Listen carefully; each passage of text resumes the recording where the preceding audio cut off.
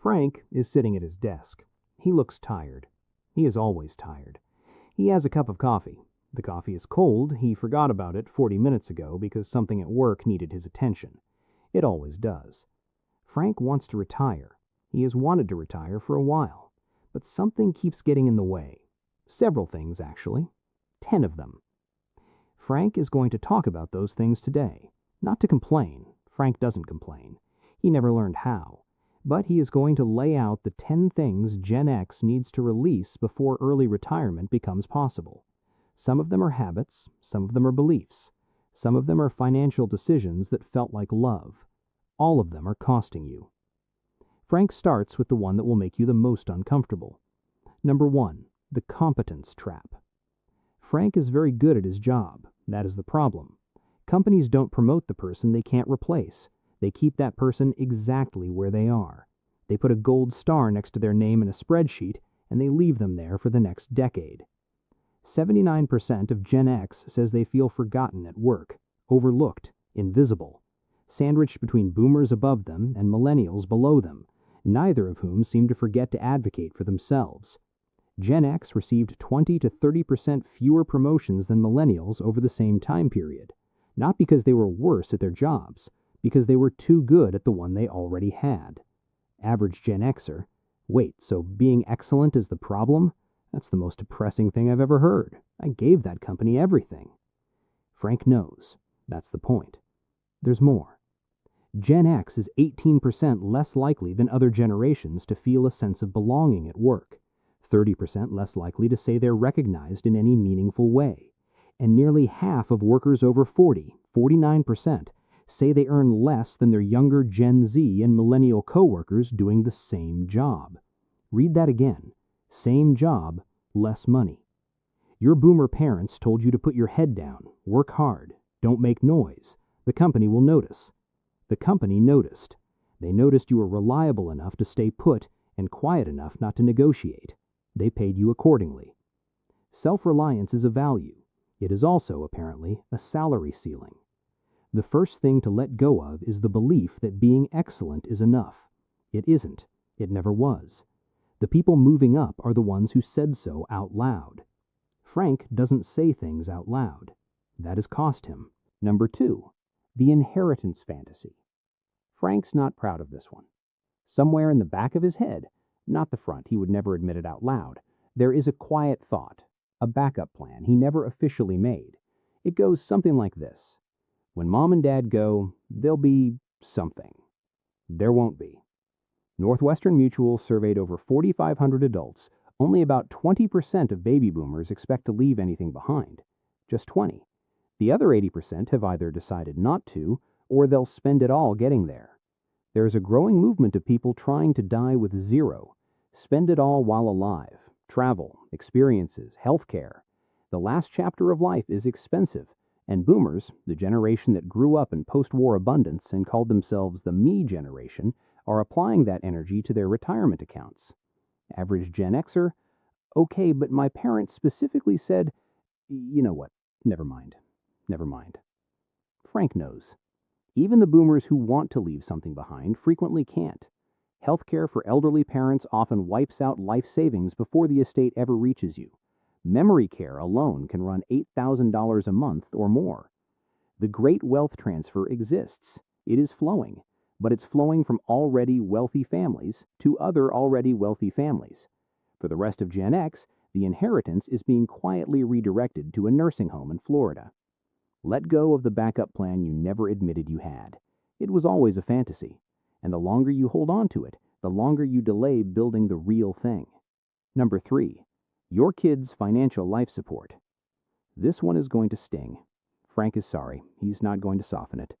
Working parents currently spend 2.3 times more on their adult children each month than they put into their own retirement accounts. The average monthly spend on an adult child, $1,589. The average monthly retirement contribution, $673. This is not parenting. This is outsourcing your retirement to your child's 20s. 64% of parents with Gen Z kids say their adult children still rely on them financially. 56% say it is actively straining their own finances. Nearly half say they have sacrificed their own financial security for the sake of their grown kids. Average Gen Xer, but the cost of living right now is insane, and I can't just... Frank agrees. The cost of living is insane. That's real. Gen Z is not having it easy. None of this is their fault. But the math doesn't care whose fault it is. You grew up with parents who were emotionally unavailable and financially conservative. You swore your kids would never feel unsupported. That's not a trauma response. That's love. But love does not pause compound interest. It does not pause inflation. It does not pause the actuarial table that determines how much money you'll need to survive 25 years of retirement. You are funding their 20s with your 60s. The plane is losing altitude. Put on your own mask first. This isn't cruelty. It's math. Frank wishes it were optional. It is not. Frank wrote that number down once, the $1,589. Then he wrote down his retirement contribution next to it, on the same line. He stared at it for a while. That page is in the retirement file. It's a workbook. Frank made it because he needed somewhere to put the math he kept avoiding. There's a link in the description if you want to do the same thing Frank did. Fair warning, the math doesn't feel good, but it feels better than guessing. Number 4. The identity built around handling everything. Frank does not know what he likes anymore. Not really. He knows what he's good at. He knows what people need from him. He knows how to solve the problem, manage the situation, absorb the stress, and appear fine. But what does Frank actually want for himself on a Tuesday with no obligations? He's not sure. He stopped asking a while back.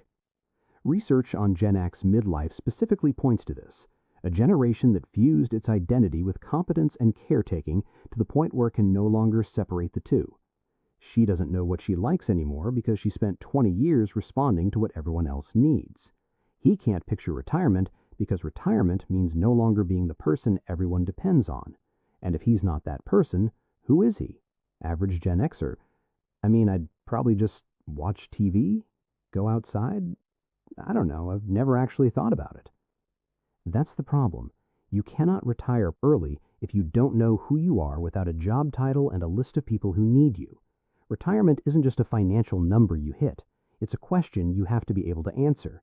Who am I when I'm not solving something for someone? Gen X has been running from that question since childhood.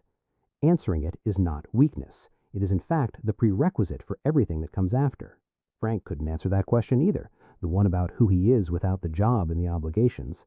Still working on it, but he could answer the money part. He sat down one night and filled out every line in the retirement file. What's coming in, what's going out, what's missing. It didn't fix the identity crisis, but it fixed the part of the identity crisis that has a $sign in front of it. Links in the description. Number 5. The Leapfrog. Frank has a boomer boss. The boomer boss is 66. The boomer boss was supposed to retire 3 years ago. The boomer boss is not retiring. Gen X is being squeezed from two directions simultaneously, and almost no one is talking about it.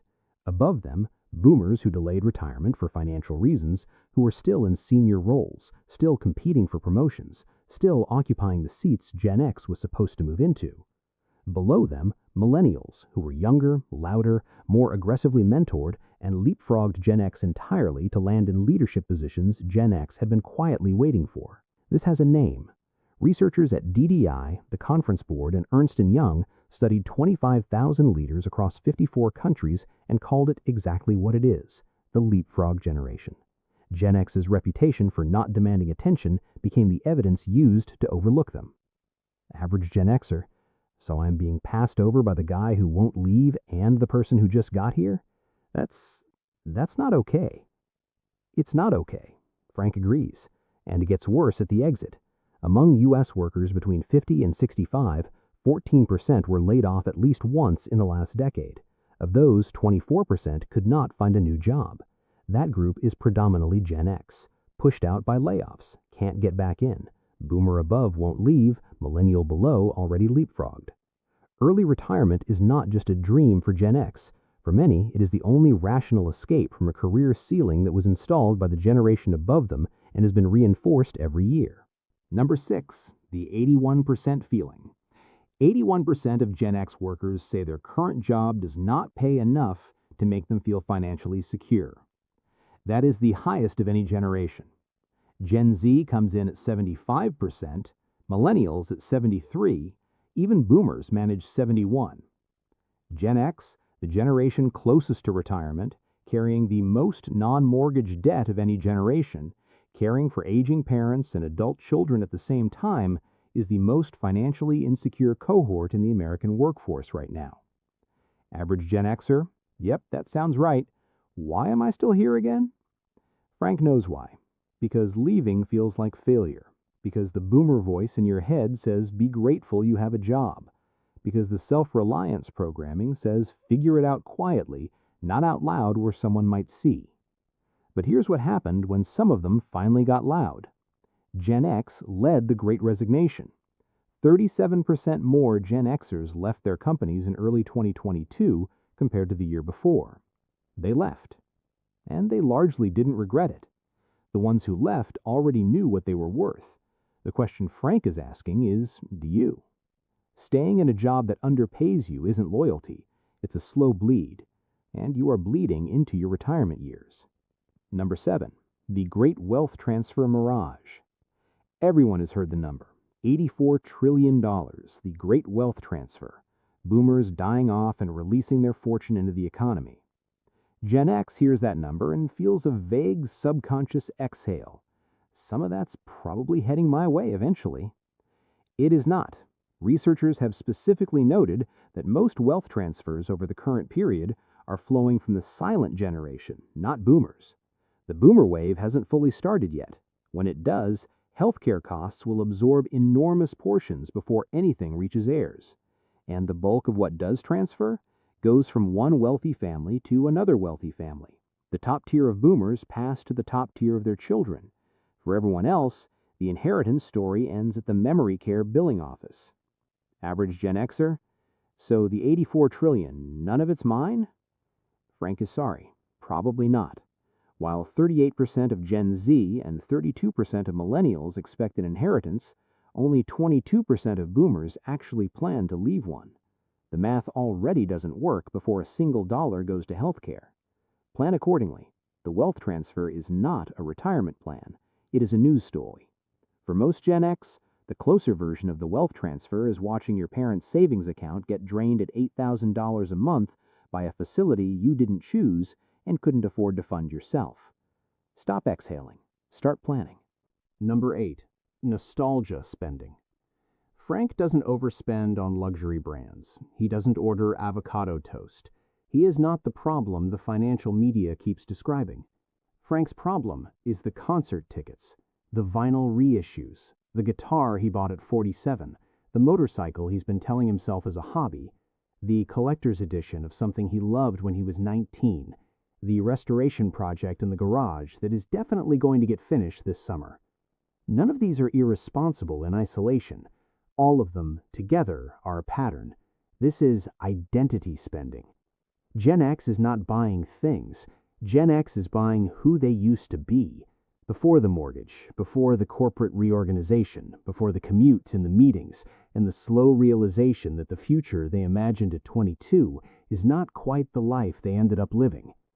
Average Gen Xer, I'm not broke, I'm just between financial confidence and the void. Frank understands, but the shame is not protecting you. The shame is keeping you from looking at the numbers, from having the actual conversation, from saying out loud to another person that you need help, something your parents never modeled for you, something you never saw them do. The retirement math can often be fixed. The shame is what prevents the math from even being examined.